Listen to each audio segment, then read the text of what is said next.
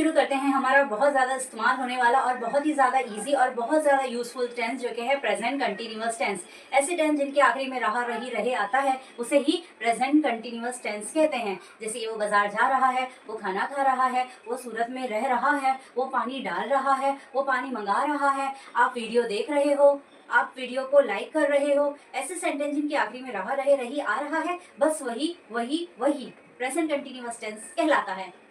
अब बात कर लेते हैं कुछ चीज़ें जो कि बहुत इंपॉर्टेंट है, ज़्यादा सोचने की ज़रूरत नहीं है। कुछ फार्मूलाज दे दिया जाएगा, आपको वही लगा देना है और बन जाएगा आपका प्रेजेंट कंटिन्यूअस टेंस का इंग्लिश। है ना इजी? चलो फिर शुरू करते हैं। तो फिर शुरू करते हैं प्रेजेंट कंटिन्यूअस टेंस आपके अपने चैनल एमएसके एजुकेशन सेंटर पर। अब शुरू करते हैं प्रेजेंट कंटिन्यूअस। जैसा कि आप जान ही चुके हैं कि प्रेजेंट कंटिन्यूअस टेंस का मतलब होता है इन सेंटेंस के आखिरी में रहा है, रही है, रहे हैं, आ रहा है, उन्हीं को तो प्रेजेंट कंटिन्यूअस टेंस कहते हैं। अब प्रेजेंट कंटिन्यूअस टेंस के फॉर्मूले की बात कर लेते हैं। तो यहाँ पर आपको लगाना है सब्जेक्ट, फिर हेल्पिंग वर्ब, देन वर्ब, उसके बाद आईएनजी और ऑब्जेक्ट। अगर हम ये प्रेजेंट कंटिन्यूअस टेंस के हेल्पिंग वर्ब की बात करें ना, तो इसमें सिर्फ 3 ही हेल्पिंग वर्ब होंगे। एक तो इज और दूसरा एम, तीसरा are. Is, he, she, it या फिर किसी का नेम होगा तो हमें हेल्पिंग वर्ब इज लगाना है। आई होगा तो हेल्पिंग वर्ब एम लगाना है। वी, यू, दे होगा तो हमें हेल्पिंग वर्ब आर लगा लेना है। बस इतनी सी बात, सीधी बात, नो बकवास। अब वो बात तो सही है। बाजार जा रहा है।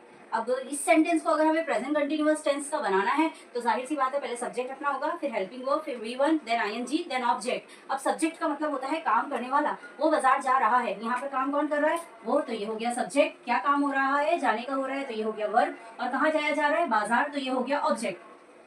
तो बाजार जा रहा है, इसका अगर आपको इंग्लिश बनाना है तो कुछ नहीं करना है, बस ये फॉर्मूला है, इसी के अकॉर्डिंग कर देना है।